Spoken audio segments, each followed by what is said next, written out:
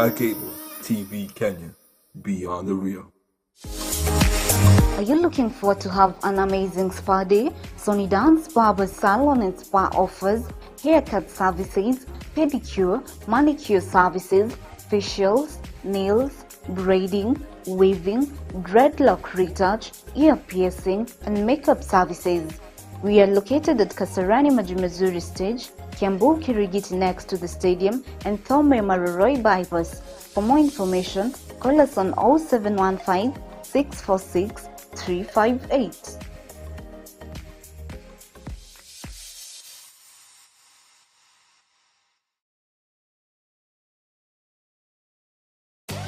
Are you looking for someone to cover your special occasion? Look no more. High Heights Productions we offer live streaming services, wedding coverage, burial coverage, music and video production, documentary shoots, photo shoots, event organization, and graphic designs. High Heights Production, we serve you the best.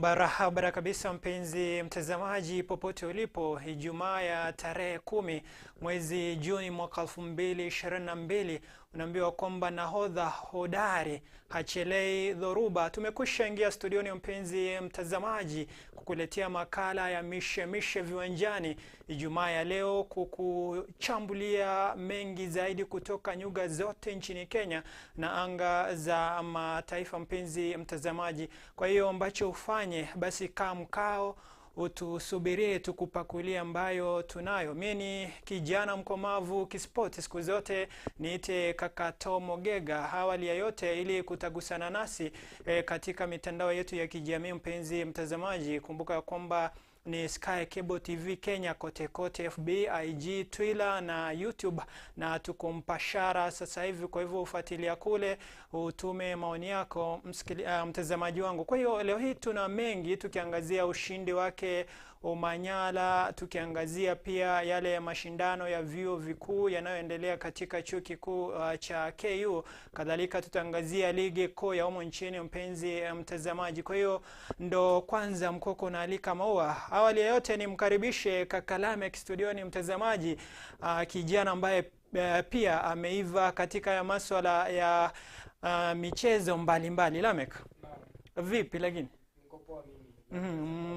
Msabahi mtazamaji wetu, kadhalika utuambie leo hii tutarajie kipi kutoka kwako? Mpenzi mtazamaji popote ulipo, na kusabahi nikitumai ubuheri wa afya. Naam. Kama leo kama ada ya kawaida katika mishemishe viwanjani, leo tutakuwa tunakuandalia mambo mengi ambayo tutakuwa tunakuzia, tukiangalia mechi za kirafiki ambazo zinaendelea, tukiangalia mechi za African Cup of Nations qualifier, tukiangalia UEFA Nation League pia, alafu pia tukiangalia masuala mengine yanayohusikana na sport. Tutakuwa tunajadili yote kwa umoja. Naam. Kwa hiyo mitandaoni mtazamaji ya kupate vipi? Maana unajua mitandaoni ndo siku hizi ndo kusema. Mitandaoni Facebook, Twitter, Instagram ni jina moja la Make Prince. Unanipata hapo hivyo, then tunachapiana tu mengi hapo hivyo. Naam. Yeah. Kwa hiyo mtazamaji, mambo mazuri kweli kweli. Na Lamek, tukianza makala yetu, kuna yale mashindano ya African Championship, Senior Championship ambayo inafanyika Mauritania. Naam, Omanyala ameonesha tena umahiri wake. Ni swala ambalo linafurahisha sana. Alafu pia Thomas, nikikupeleka hapo awali nilikuambia kuhusu Omanyala. Kuna ile mechi ambayo alikuwa amepoteza, na tukasema hapa hivyo hiyo ilikuwa tu ya kumwamsha. Unaona ameweza kuamka katika usingizi wake na ameweza kufanya jambo ambalo tulikuwa tunamtazamia aweze kulifanya. Hongera kwake na hongera kwetu kama sisi wote wa Kenya. Tunamsherehekea, akishinda ni ushindi wetu. Na hiyo ni furaha kwetu pia. Kwa hiyo mtazamaji, ni mashindano ya African Senior Championship ambayo yanafanyika kule Mauritania, na Omanyala amekuwa ni Mkenya wa pili Lamek kushinda mbio hizo baada ya Joseph Gikonyo ambaye aliwahi shinda miaka ya 1990 kule Cairo, Misri. Kwa hivyo kulikuwa na Mkenya wa kwanza aliyewahi shinda hayo mashindano, alikuwa anashiriki mbio za mita 100 na mita 200. Kwa hivyo Manyala ni Mkenya wa pili na anazidi kufanya kweli. Kwa hivyo mambo yake. Kwa hivyo tuna hiyo video yake Manyala, angalau tuangalie kwa kiduchu tu alifanya vipi kule Mauritania. Omanyala posted the fastest time in the semis of the 100 meters in African Championship in Mauritius. The second fastest man from South Africa, Simbine, posted 10.07 seconds.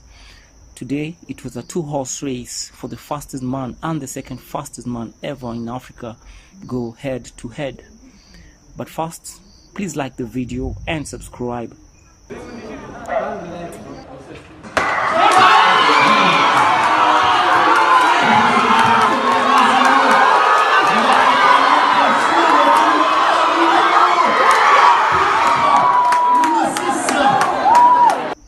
The last time Omanyala and Simbine went head-to-head was in February at the South African National Trials, and Omanyala won in a time of 9.98 seconds.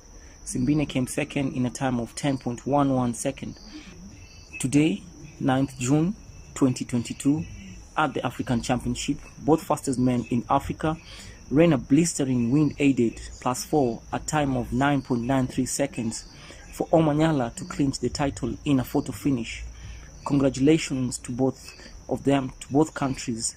Till we meet again, hopefully before the World Championship, who knows. Here at Track and Field by Chico, we celebrate both of you. That's all, folks. Till the next video, don't forget to leave a like and subscribe. Peace. Magnifique, fabuleux dans cette finale masculine du 100. Na mtazamaji, huyo ni Omanyala kule nchini Mauritania akiweka jina la Kenya mbele. Lamek, kutakuwa na mashindano ya mita 200 siku ya kesho Jumamosi. Kwa hivyo labda tutarajie kipi kutoka kwa Omanyala? Tunatarajia rekodi yake mzuri, aendelee na hiyo rekodi yake mzuri. Unajua akianza vizuri pia lazima amalize vizuri ndio ikuwe vizuri kabisa kwetu. Tuko nyuma yake na tunamshangilia kabisa tena aweze kutupa dhahabu nyingine pia. Kwa hiyo mtazamaji, ndo hayo kutoka ulingo wa riadha, Omanyala akiwa kule nchini Mauritania. Kwa hivyo siku ya kesho ambayo ni Jumamosi, tunamtarajia afanye kweli tena katika mashindano ya mita 200, maana alishinda mashindano ya mita 100 na sasa hivi nadhani yupo mazoezini. Kesho tena tazuka uwanjani katika mita 200, mtazamaji. Kwa hivyo tukiachana na ya Omanyala kule Mauritania, tunarudi nchini Kenya tuangazie mashindano ya miongoni mwa vyuo vikuu vya Afrika ambayo yanafanyika kule katika chuo kikuu cha KU. Kwa hiyo Lamek, mashindano hayo yalianza siku ya juzi, nadhani juzi tarehe 6 na yataisha leo ambao ni tarehe 10. Na kuna michezo mbalimbali ambayo wanafunzi wanashiriki, michezo kama vile mchezo wa soka, kuna basketball, kuna table tennis, kuna tennis yenyewe na kuna volleyball na michezo mingine ikiwemo ya kuogelea na taekwondo na badminton pia umesawa, ambayo ni mechi ambayo Wakenya wengi wanapenda kushiriki. Yote ipo. Na unazungumzia aje haya mashindano ambayo yanaendelea kule KU yanaowajumuisha wanafunzi kutoka vyuo mbalimbali Afrika Mashariki na Afrika yote kwa ujumla? Ni swala nzuri kabisa kwa wanafunzi kuweza kushiriki katika haya mashindano. Manake wanapatana na wenzao ambao pia wanajitwika katika hayo mashindano, ambapo pia wanapata balanced ground ya kushowcase their talent. Alafu pia showcase their talent pia wanapata those opportunities, maybe wanachukuliwa pale pengine wanaenda wanaendeleza hiyo talanta yao, ambayo ni jambo mzuri kabisa. Naam. Kwa hiyo mashindano hayo yanaendelea, na kuna kaka moja ambaye nitamleta katika studio zetu hapa katika kipindi hiki, ambaye anaitwa ni Boniface Kilonzo, ambaye ni anarusha mikuki na alifanya kweli, maana magazeti mbalimbali ya humu nchini yamemwangazia leo. Kwa hivyo tunamtafuta angalau tumlete katika studio zetu hapa atuambie kwa kina vipi, maana anazidi kutamba. Kwa hiyo uzinduzi ulifanyika tarehe 6 na labda tuangalie kwa kiduchu tu ambavyo shughuli ilifanyika, tuangalie kwa kiduchu ambavyo mashindano yanaendelea katika chuo cha KU, ndipo tusonge mbele na makala yetu ya mishemishe viwanjani, mtazamaji. Your Excellency, this is Guinea. A round of applause to Fadhali. Ladies and gentlemen, Mauritius, University of Mauritius. Alright, a round of applause for Mauritius Tafadhali. And now, ladies and gentlemen, Nigeria. Nambi Azikiwe University, Auka. I can assure you, ladies and gentlemen, every 4 Africans you see on your way, you are able to see it's a Nigerian. Ladies and gentlemen, South Africa.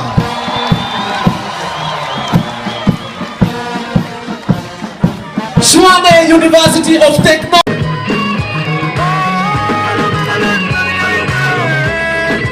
Cheer them up, please. Cheer them up, thank you. So we have a gate, and the objective of Woodboy is to strike the ball through the gate. So the best player is the one who makes the least strokes. That's a round of applause. That's a goal. Yes. Okay, we shall have also David. Yay! A bigger hand clap for the first lady. Thank you very much. That's a great moment. Thank you very much. And we believe this is the start of the growth of Woodboy in Kenya. Wonderful. Wonderful. He's flying with smiling faces. Ndivyo mambo yalivyokuwa katika uzinduzi wa makala yanayowahusisha wanafunzi wa vyuo mbalimbali kutoka barani Afrika ambao wanafahamika kama All African University Games. Lamek, mama wa taifa bitaifa Margaret Kenyatta alifanya uzinduzi wa makala haya tarehe 6 mwezi huu. Mashindano haya kufanyika nchini Kenya, haswa katika chuo kikuu cha KU, yana umuhimu gani kwa taifa la Kenya? Maana michezo mbalimbali inashirikishwa. Faida ni ipi haswa ya mashindano haya kufanyika nchini Kenya? Faida ya mashindano haya kufanyika nchini Kenya ni mengi sana, ambapo tutaweza kuangalia kwa mtazamo mwingi, ambapo ukiangalia wakisema mashindano yako Kenya, inaonyesha kuwa Kenya inauzwa nje, inajulikana na mataifa mengine pia. Alafu pia inasaidia wale wanafunzi ambao wako Kenya pia wapate ile fursa ambayo wanaweza kujiunga moja kwa moja katika mashindano. Manaki unajua wakileta mashindano karibu na nyinyi pia unajua inakuwa virahisi sana kwa nyinyi kuweza kushiriki hapo, maana kuna zile expense ambazo zimekatwa. Tuseme pengine mngekuwa wana budget ambayo mnasema mtafute ndege ya kuabiri kwenda maeneo mengine, lakini imeweza kufanyika kwa virahisi kabisa, manake ni wewe tu na basi yenu ya shule kufika pale na kuweza kushiriki katika michezo. Na pia inasaidia shule nyingi za Kenya pia kuonyesha talanta ambazo wanazo, maana wamepata ile fursa ambayo wanaweza kushiriki katika mashindano na vyuo vingine vya Afrika, ambayo ni kitu mzuri kabisa kwao. Naam. Na mashindano haya wanasema kwamba yamewaleta pamoja zaidi ya washirika 2000 ambao wanashiriki mashindano hayo. Kwa hivyo labda ni nafuu kwetu sisi Kenya, maana yanafanyika nchini Kenya. Wale wanafunzi kutoka vyuo vingine wanakuja Kenya, wanaingia Kenya, angalau tunafaidi. Kwa hivyo ni mashindano ambayo yanakamilika leo. Kwa hivyo tutayafuatilia angalau tuone ni vipi yatakamilika, maana kwa sasa yanaendelea katika chuo kikuu cha Kenyatta. Kwa hiyo Lamek, tukiachana na mashindano hayo ya miongoni mwa vyuo vikuu. Tunaangazia ligi kuu ya humu nchini Kenya, maana weekend hii itakuwa inatamatika. Pazia la ligi hiyo litafungwa msimu, na sasa hivi Tusker na Kakamega Homeboyz wameshikana kaba, wameshikana. Kwa hivyo imekuwa kama ni ligi kuu nchini Uingereza hadi siku ya mwisho. Hadi siku ya mwisho ndipo tujue ni nani ambaye atakuwa mshindi. Tukajua mshindi. Kwa hivyo Lamek, labda tukiangazia michuano ambayo itasakatwa hiyo kesho, ambayo itakuwa ni siku ya Jumamosi, tarehe 11 hiyo kesho. Nzoia Sugar watapiga na AFC Leopards. Na kuanzia saa 9 alasiri. Tusker FC watapiga na Posta Rangers, mechi ambayo itakuwa ya kubaini ni nani atashinda ligi. Ni kubwa. Kwa hivyo Bidco United watapiga na KCB, na Kakamega Homeboyz wenyewe watapiga na Kariobangi Sharks. Kwa hivyo labda tukichukua michuano miwili, Tusker wakicheza na Posta Rangers, alafu pia tuangalie Kakamega Homeboyz wakicheza na Kariobangi. Hiyo ni mechi ambazo hizo timu zote mbili zinafaa zichukulie kuwa mechi ambazo ni za maana kwao kabisa, manake watakuwa wanatengeneza historia kutokana na hizo mechi. Yoyote ambaye ataweza kushinda zile mechi za hapo kesho atakuwa anatawazwa kuwa mshindi wa ligi ya Kenya. Na hapo hivi tunaona Tusker wamekuja na wako hapo juu. Kakamega Homeboyz walikuwa hapo juu, lakini kwa kuzubazuba kidogo pia wakaweza kufikiwa na Tusker. Na kesho itakuwa siku ambayo lazima wajizatiti wacheze kama hao, manake watakuwa wakipoteza ligi wakiona kwa macho. Manake Tusker wakishinda mechi ya kesho watakuwa wanabeba ligi. Alafu pia ukiangalia Kakamega Homeboyz pia wakishinda kesho ligi, bado Tusker watakuwa wanatawazwa, manake Tusker wana wingi wa mabao ukiwalinganisha na Kakamega Homeboyz. Alafu pia ukiangalia mechi ambayo Kakamega Homeboyz watakuwa wanacheza na Kariobangi ambayo iko pale chini mkiani. Sasa tunatarajia kwa vyovyote vile Kakamega Homeboyz waweze kushinda ile mechi. Na pia ukiangalia upande mwingine pia Tusker hawatakuwa wanalegeza, manake wanajua faida ya kushinda mechi hapo kesho.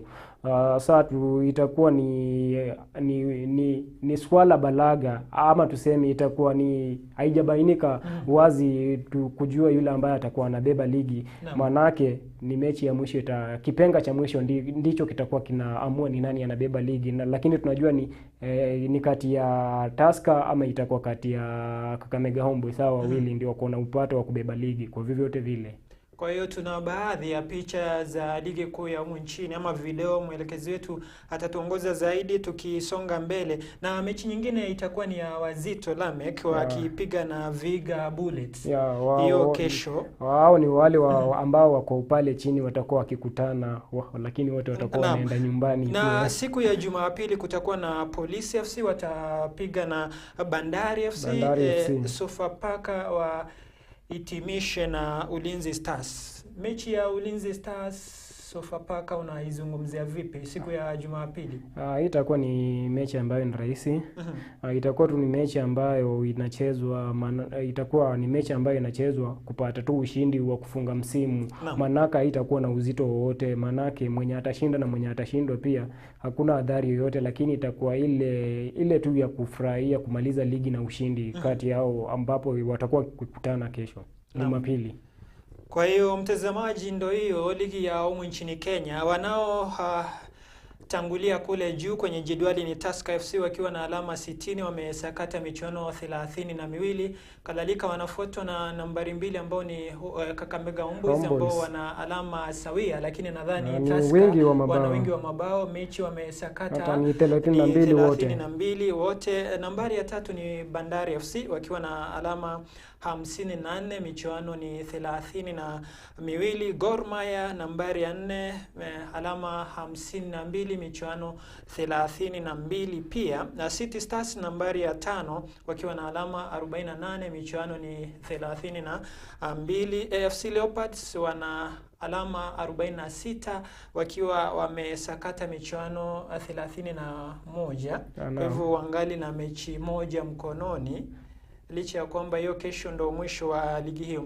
Kule chini wanaoshuka katika nambari ya 16 ni Wazito FC wakiwa na alama 28, michuano ni 32, Viga Bullet wakiwa 17 wakiwa na alama 21, michuano ni 31, Mathare United wakiwa na alama 8, michuano 17, lakini hawa walitolewa kwenye ligi, maana zile alama ambazo walikuwa wamesakata na timu nyingine zilitolewa, kwa hivyo hawakuhesabiwa katika ligi hiyo. Na Lamek, tukimalizia masuala ya ligi kuu ya humu nchini, Gor Mahia wako nambari 4, AFC Leopards wako nambari 6. Labda tutarajie kipi msimu ujao miongoni mwa timu hizi mbili ambazo ni timu tajika nchini Kenya, timu ambazo zimekuwa zikitia fora mara nyingi katika ligi ya Kenya? Hizi timu mbili nini, FC Leopards na Gor Mahia kumaliza katika hizi nafasi ambazo wamemaliza hii msimu ni jambo ambalo limeshangaza wengi sana, maana hatujazoea kuona katika hizo nafasi. Saa msimu ambao unakuja inafaa waende wakae chini wajipange. Tunataka waone ni wapi walikosea, manake msimu ukiisha kuna kuangana ile wakati ambao nyinyi kama timu mnaenda mnakaa chini, mnaanza kuwaza na kuwazua, mnaangalia shida ilikuwa wapi, na pia mnaangalia mtakuwa mnaziba hiyo shida kivipi. Manake ni shida ambazo zimekuwa tu kadhalika kwa hizi timu zote za KPL, zote zimekuwa na shida. Lakini shida ambazo zimekuwa ni shida mingi kwa hizi timu kubwa, ambapo hizi timu ndogo zimekuwa na shida lakini zinafanya vizuri, na hizi timu kubwa ziko na shida sawia. Sasa inafaa waende wakae chini wafikirie ni yepi ambayo watakuwa mageuzi, yepi ambayo watakuwa wanatenda. Kama ni kufanya signings, waangalie ni area gani ambayo walikuwa na weakness, waweze kustrengthen hapo, hivyo ndio wakikuja next season wakuwe wana perform better venye wameperform hii season. Hilo ndio mashauri ambayo naweza wapea. Na alame kiwapo wale ambao wanaona ya kwamba ligi kuu yani viwango vyake vimeshuka, vimesababishwa na uongozi wa soka kwa jumla nchini Kenya. Maoni yako ni yapi kuhusiana na hili? Maana tunajua kwamba uongozi wa mpira wa Kenya umekuwa na masuala mengi. Hivyo unalizungumzia vipi swala hilo? Kwa upande mwingine ambao wanawazia hivyo wako correct. Manake hii ligi unajua venye walichukua that management wakapea caretaker committee, kuna zile timu ambazo zilianza kusema hii ligi ni formality, inachezwa tu iishe. Sasa hawakuwa wanachukuliwa hii ligi na ule uzito kabisa. Sasa kuzuia mambo kama hayo kufanyika, inafaa board ambayo inasimamia mpira season ambayo inakuja pia ikuwe imejipanga mapema, wakuwa wameweka all the staffs pamoja, wakuwa wameweka all preparation policies, kila kitu wameweka in correct position, ndio ligi kianza kila mtu akuwe tu amejua ni ligi serious, si ati wanasema tu hii ligi inachezwa tu iishe, ama mtu anachukulia anasema haikubaliki, FIFA haitambui hii ligi. Unajua pia kujituma itakuwa inadidimia. Huko Kenya imepiwa marufuku na FIFA. Kwa hivyo wana shida tena zaidi ya shida ziko tu nyingi. Yani mpira ya Kenya hata ukianza yani shida zinakujanga kila siku. Hii shida haijaisha, nyingine inakuja, lakini acha tutarajie msimu ambao unakuja mambo yatakuwa sawa na ligi itachezwa vizuri, hizo sanction na mabans zitakuwa zimeondolewa, ikuwa afueni kwa wale ambao wanacheza mpira pia. Na kwa hiyo mtazamaji, mambo ni kama hayo. Ni aumu nchini Kenya, shida ambazo zinakumba mchezo wa soka nchini Kenya. Si marefa wanalalamika, kila uongozi upo duni, wachezaji mafan wenyewe waende kuona wanalalamika. Yani ligi yenyewe ile ladha yake ilishapotea kitambo. Kwa hivyo mtazamaji, tukielekea mapumzikoni, namuona anaitwa ni Eunice Mwangi, anasema kwamba ako ndani. Mwingine anaitwa ni nani huyo tena, ni Sky Karishi pia yupo ndani anafuatilia makala ya siku ya leo. Vonik Mwangi pia anafuatilia makala ya siku ya leo, na wengine wengi mtazamaji. Kwa hivyo tunakwenda mapumziko yetu ya kwanza ya makala Mishemishe Viwanjani. Tunarejea tukwe milima na bonde hadi anga za mataifa, tuangazie michuano mbalimbali kule katika anga za kwingine kule kuna michuano ile ya kufuzu katika dimba la barani Afrika, kuna ile michuano ya UEFA Nations League na kadhalika, michuano ya kufuzu kombe la dunia. Kwa hivyo tunakwenda mapumzikoni, tunarejea muda si mrefu, kwende mbali. Mishemishe viwanjani inarudi muda si mrefu. Are you looking for someone to cover your special occasion? Look no more.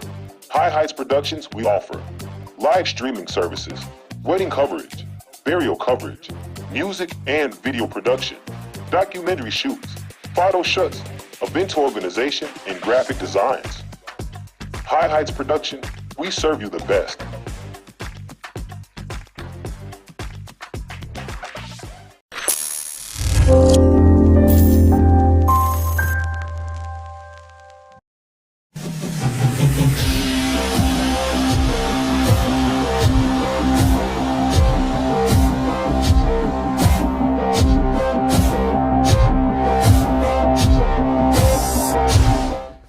Mtazamaji, karibu tena kwa sehemu ya pili na ya mwisho ya makala Mishemishe Viwanjani, makala ambayo yapo maksudi kukuletea masuala mbalimbali kuhusiana na michezo mbalimbali, si soka, si riadha na kadhalika. Iwapo ndo mwanzo basi unakiwasha wambo chako, una uwezo wa kutagusana nasi katika mitandao yetu ya kijamii. Ni Sky Cable TV Kenya FBIG, ni Sky Cable TV Kenya.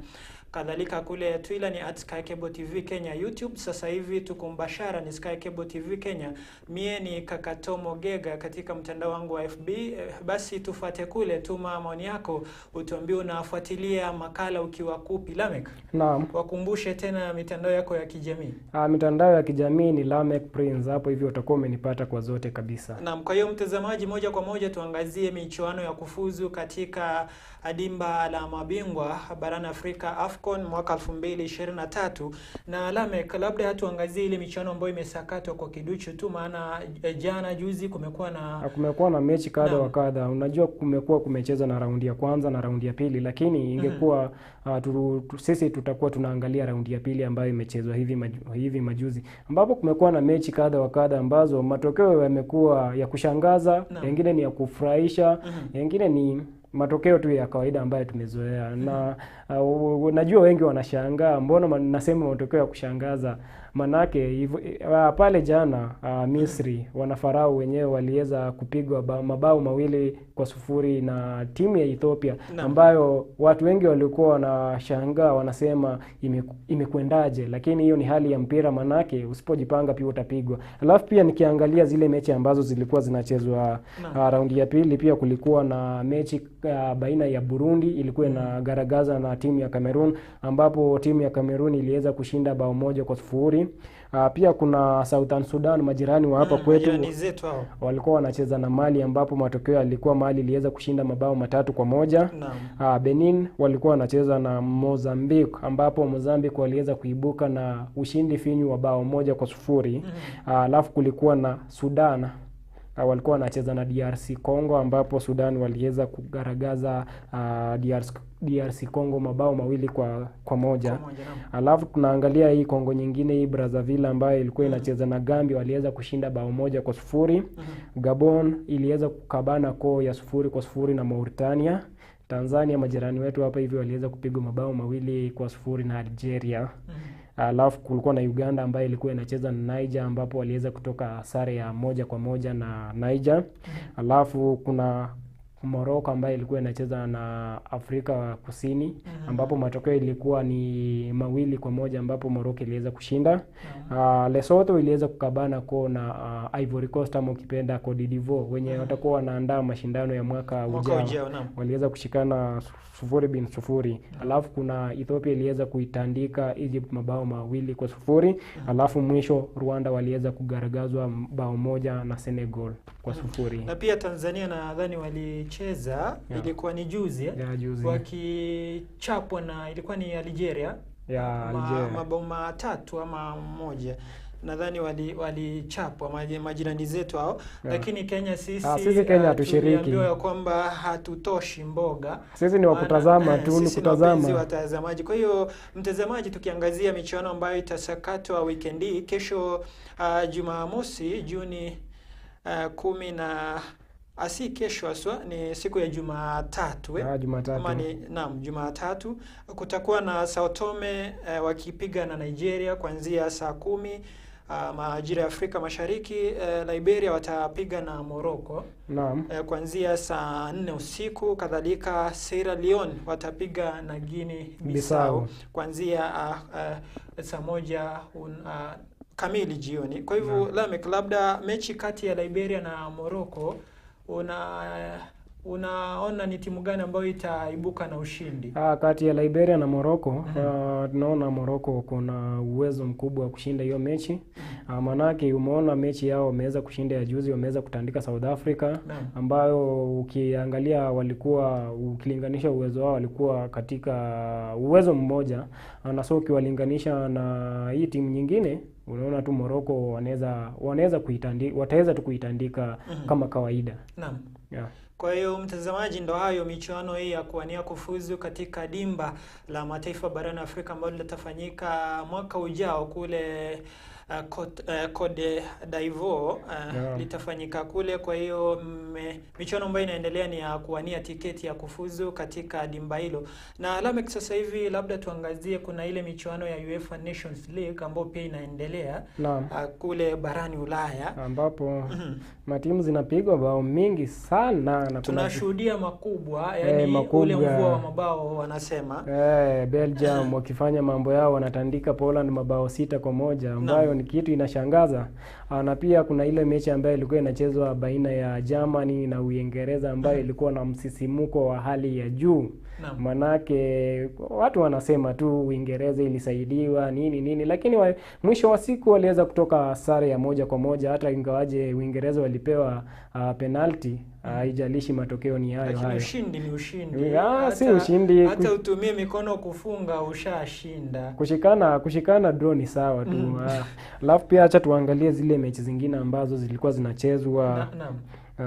Tuziangalie kiduchu ili tuweze kupea mtazamaji wetu uhondo kamili wa mechi ambavyo. Kwa hiyo Lamek akiendelea kutuangalilia ama kuangazia michuano ambayo ilisakatwa, kuna michuano kadhaa mpenzi mtazamaji ambayo imeratibiwa kusakatwa weekend hii. Kuanzia siku ya leo hii kutakuwa na michuano kadhaa. Azerbaijan watapiga na Slovakia kuanzia saa 1 usiku. Moldova watapiga na Latvia kuanzia saa 1. Kadhalika Austria watapiga na France kuanzia saa 3 na dakika 45 usiku. Andorra watapiga na Liechtenstein kuanzia saa 3 na dakika 45 usiku. Kadhalika Denmark watapiga na Croatia kuanzia saa 3:45. Belarus watapiga na Kazakhstan kuanzia saa 3 dakika 45 usiku. Na hiyo kesho Jumamosi Ukraine watapiga na Armenia mtazamaji kuanzia saa 10. Ireland watapiga na Scotland kuanzia saa 1. Faroe Island watapiga na Lithuania kuanzia saa 1 usiku. England watapiga na Italy, mechi ambayo itakuwa ni ya kuangaziwa sana. Kwa hivyo hizo ni baadhi ya zile mechi ambazo zitasakatwa kesho leo na kesho. Naam, kwa upande wangu nitakuwa ninaangazia zile mechi ambazo ziliweza kuchezwa jana, ambapo kulikuwa na Northern Macedonia ambao walikuwa wanacheza na Georgia pale jana, ambapo Georgia iliweza kushinda kwa mabao 3-0. Kulikuwa na Malta ambayo ilikuwa inacheza na Estonia, na Estonia iliweza kuwatandika mabao 2-1. Gibraltar ilikuwa inacheza na Bulgaria ambapo waliweza kutoka sare ya 1-1. Kosovo ilikuwa inacheza na Northern Ireland ambapo Kosovo iliweza kushinda mabao 3-2. Alafu hapo jana Switzerland waliweza kutandikwa na Uhispania bao 1-0. Alafu pia kuna Greece ambayo ilikuwa inacheza na Cyprus ambapo Greece iliweza kushinda kwa mabao 3-0. Norway ikaweza kushikana sare ya 0-0 na Slovenia. Na Portugal waliweza kuitandika Czech Republic mabao 2-0. Alafu mwisho kulikuwa na Sweden ambayo iliweza kutandikwa bao 1-0 na Serbia. Naam. Kwa hiyo ni baadhi tu, ni baadhi ya mechi ambazo zilikuwa zinasakatwa. Mechi za barani Ulaya kule ambako kuna sakato ile michuano ya UEFA Nations League. Lamek, leo hatuna mengi maana ligi mbalimbali zimetamatika, kwa hivyo ni kuangazia michuano ama michezo ya mataifa na ya kufuzu katika kombe la dunia. Pia tuangazie kwa kombe la dunia ambavyo timu zimepangwa yale makundi, na nadhani kuna zile mechi ambazo zilikuwa zinachezwa juzi za kufuzu kwa zile sport ambazo zilikuwa zimebaki katika makundi. Ambapo kulikuwa na mechi ambayo hivi majuzi kulikuwa na Wales ambayo ilikuwa inacheza na Ukraine, ambapo Wales iliweza kujikatia tiketi yake ya kucheza World Cup for the last 68 years, ambapo waliweza kuitandika Ukraine bao 1-0. Na huu ushindi wa Wales ambao tunaizungumzia ilikuwa katika alama 118 kwa FIFA ranking, lakini vile ilishinda ile mechi yao ya kufuzu World Cup waliweza kuruka katika nafasi ya 18. Na ukiangalia hii ushindi ya timu kama Wales, tunaangalia mchezaji mmoja ambaye ameshinda kuisukuma hiyo timu yake katika viwango vikubwa, ambapo tunamzungumzia Gareth Bale. Sasa sijui mafani mnaongelea aje kuhusu Gareth Bale, maanake ni mchezaji ambaye ameishi kupuuzwa kabisa. Ukiangalia akiwa kule Real Madrid ameishi kupuuzwa, amewashindia Champions League 5, lakini haoni kama ni mchezaji ambaye anafaa kusifiwa na kupewa heshima ile yake, lakini ameweza kujipa heshima kwa kuchukua timu yake na kuipeleka katika World Cup, kitu ambacho hakijaweza kufanyika. Na pia kuna zile mechi za ambazo zitakuwa zinachezwa kati ya Australia ambaye aliweza kushinda juzi mechi yake, atakuwa anangoja kucheza na Peru ili kuamua ni nani atakayekuwa akichukua nafasi nyingine ya kucheza World Cup pia. Kwa hivyo labda tukimalizia Lamek, tuangazie lile jedwali ama makundi ya kombe la dunia. Kwa hivyo mwelekezi wetu ana hilo jedwali, tuangalie kwa kiduchu tu ambavyo timu zimepangwa katika michuano ya kombe la dunia ambayo itaanza Novemba kule Qatar. Watu washaanza kuchukua tiketi. Watu wana tiketi maana Coca-Cola inafanya mambo yake. Wapo wale ambao wananunua kisha wanashinda. Kwa hivyo tukiangazia mtazamaji kwa kiduchu tu kule Qatar, kundi A kutakuwa na Qatar ambao ni wenyeji Ecuador, Senegal, na kutakuwa na timu gani tena? Kutakuwa na kwa hivyo hilo ni kundi A. Nadhani umeyapata hayo. Kwa hiyo kundi B kutakuwa na England ambayo itapiga na Iran, kutakuwa na United States na kutakuwa na Wales nadhani. Kwa hiyo hilo ni kundi B. Tukiangazia kundi C, mtazamaji, ama labda Lamek utupeleke nayo makundi. Kutakuwa na Argentina, kutakuwa na Saudi Arabia, kutakuwa na Mexico, alafu mwisho kutakuwa na Poland hapo hivyo. Kundi D kutakuwa na Ufaransa ambao waliweza kushinda World Cup msimu uliopita. Kutakuwa sasa mshindi kati ya Peru na Australia, atakuwa anachukua nafasi yake moja hapo hivyo. Then kutakuwa na Denmark, alafu mwisho kutakuwa na Tunisia. Kundi E kuna Spain, kuna Costa Rica pia hapa hivi. Kuna ile pengo ambayo haijajazwa ambapo kutakuwa na Costa Rica na New Zealand, mmoja atakuwa anafuzu. Alafu kuna Germany, alafu kuna Japan pale pia. Group F kuna Belgium, kuna Canada, kuna Morocco na Croatia. Group G kuna Brazil, kuna Serbia, kuna Switzerland, alafu timu ya nyumbani ya Afrika Cameroon watakuwa katika hilo kundi. Alafu kundi la mwisho liko na Portugal, Ghana, Uruguay na South Korea. Kwa hiyo mtazamaji, ni kukukumbusha tu yale ambavyo makundi yamepangwa, maana siku bado zinaendelea kukaribia. Ambavyo tunaendelea kusonga, tutazidi tu kukuchambulia ambavyo yamepangwa makundi. Tutaangalia timu zetu za barani Afrika ambavyo zimepangwa katika makundi hayo, mtazamaji. Kwa hiyo Lamek, sasa ni funga kazi tukimalizia, labda kuna zile tetezi, wachezaji wanauzwa, wengine wakinunuliwa. Zipo kuna wachezaji ambao mikataba zao zimeisha, ama wengine wamekataa kuelewana na timu zao. na wanalazimisha kugura timu. Tukiangalia katika timu ya Liverpool kuna huyu mchezaji ambaye anaitwa Sadio Mane ambaye ameishi kusifiwa siku zote kwa uwezo wake na umaarufu wake wa kucheza kandanda, na ni jambo la kushangaza kabisa ukiona mchezaji kama Sadio Mane akitaka kujilazimisha kuhama timu yake. Anataka kuhama Liverpool aelekee kule Bayern Munich kule Ujerumani, lakini shida inakujia hapo ambapo bei yake ambaye amewekwa Bayern hawataki kutimiza kiwango cha bei. Wanaona ni pesa mingi, lakini ukipewa mchezaji kao hata upewe ni milioni 100 wewe chukua, maana ana ubora. Alafu pia tukiangalia kuna huyu mchezaji ambaye alikuwa Arsenali, captain wa Arsenali, Alexander Lacazette, ambaye amegura on free transfer, ameelekea timu yake ya utotoni ya Lyon kule Ufaransa. Na pia tunaangalia mchezaji mshambulizi wa timu ya Man City Gabriel Jesus ambaye ameweza kuhusishwa sana na uhamisho kwa timu nyingi pale Uingereza, ambapo kuna timu nyingi zinammezea mate. Kuna Chelsea pale inammezea mate, kuna Arsenal pale inammezea mate, kuna Tottenham pia wanammezea mate, na pia tunaangalia Real Madrid pia wanammezea mate na Juventus pia wanammezea mate, lakini bado hajaamua ni timu gani ambayo atakuwa anajiunga nayo. Na pia tukiangalia upande mwingine Arsenal pia wameweza kusaini mchezaji ambaye ana miaka 18 kutoka Sao Paulo kule Brazil ambaye anaitwa Marquinhos ambaye ni winger. Alafu pia tukiangalia kuna zile tetesi kuwa Zinedine Zidane atakuwa anachukuliwa kama coach wa Paris Saint-Germain PSG, lakini bado haijakuwa halali ama haijadhibitishwa.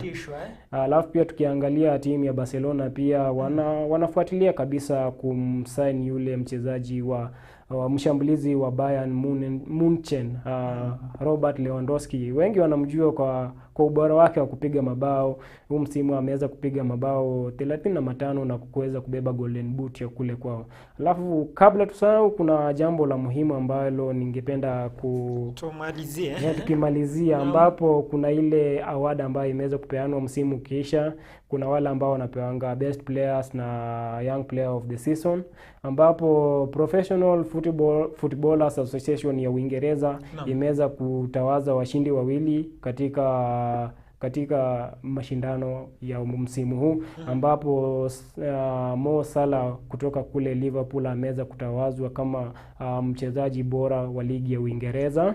Kwa hiyo nadhani tuna hiyo picha. Kwa hiyo labda mwelekezi wetu ataiweka kwenye kiwambo tukimalizia.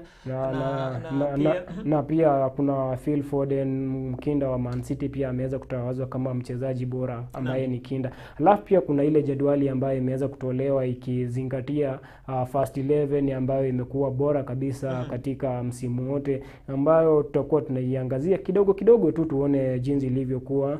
Michumani kulikuwa na Alisson Becker kutoka Liverpool. Kuna mabeki hapo hivyo, acha tuiangalie. Kabla yeko kwa screen, acha sisi tuiangalie na huko hivi. Ishawekwa tayari, hata mwelekezi wangu ananiambia ameweka tayari. Kwa hivyo tukiangazia tu labda tukiangalia goalkeeper ni Alisson Becker kutoka Liverpool.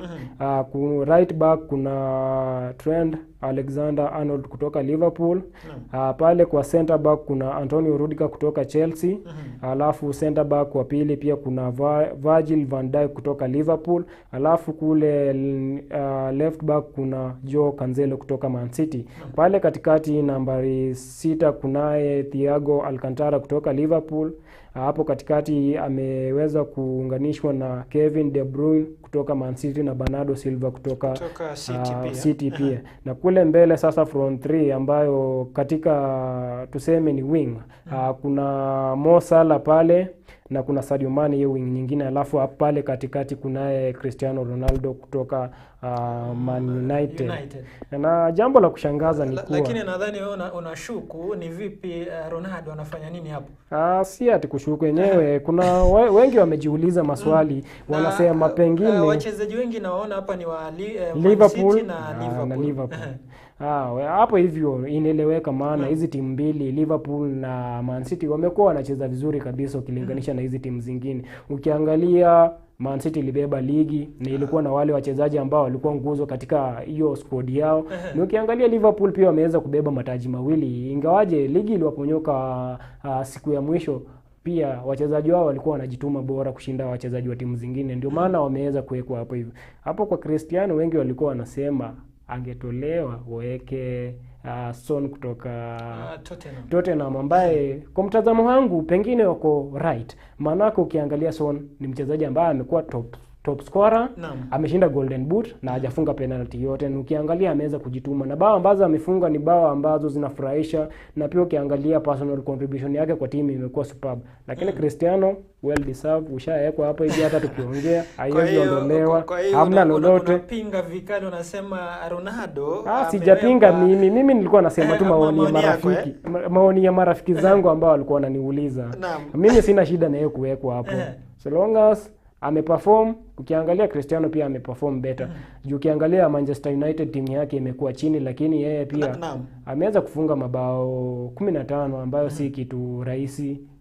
Amejaribu na ni mzee pia, amejaribu, apewe heshima. Unajua ukirudi klabu yenye ulikuwa kitambo lazima upewe heshima kidogo pia. Si kusumbuliwa na watoto ati wanaanza kucompete na wewe. Kwa hiyo labda kinadhani kufikia hapo tutahitimisha, lakini weekend hii labda kutakuwa lipi litakuwa la mno weekend hii, maana kesho ni Jumamosi, kutakuwa na ile michuano ya AFCON kule kufuzu na mingine mingi. Labda weekend yako umeipanga vipi?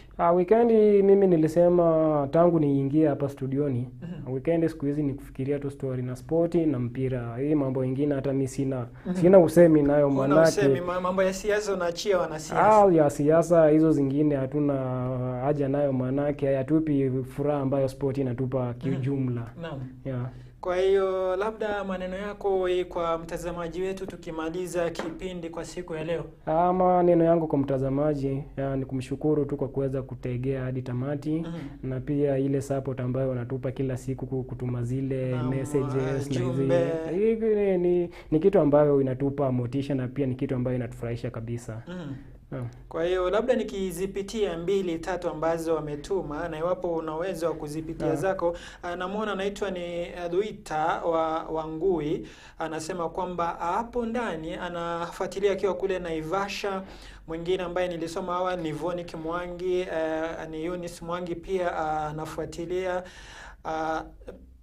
Pasi na kumsahau Jeremiah Mwangi pia anafuatilia makala yetu hapa, na wengine wengi tu ambao wametuma jumbe zao, ambao wamekuwa nasi tangu tuanze, na wanahongera kipindi kwa uchambuzi mzuri na taarifa kemkem za sports. Lamek, nimeshaona nikosha soma zote.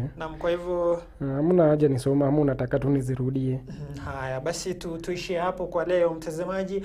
Shukran za dhati kwa wewe kufuatilia makala yetu ya siku ya leo, maana usipokuwa wewe basi na sisi hatutakuwepo. Ndio maana tunakupenda, sababu wewe pia unatupenda. Wanasema kwamba nahodha mtaka chombo si mjinga wa safari. Kufikia hapo tunahitimisha makala Mishemishe Viwanjani hadi wiki ijayo, akituridhia Jalali. Mimi nimekuwa wako Kaka Tom, kijana mkomavu kispoti, mwelekezi wangu Fiz na mwenzangu Lamek. Shukran jazila. Kuonana ni majaliwa. Kwaheri kwa sasa.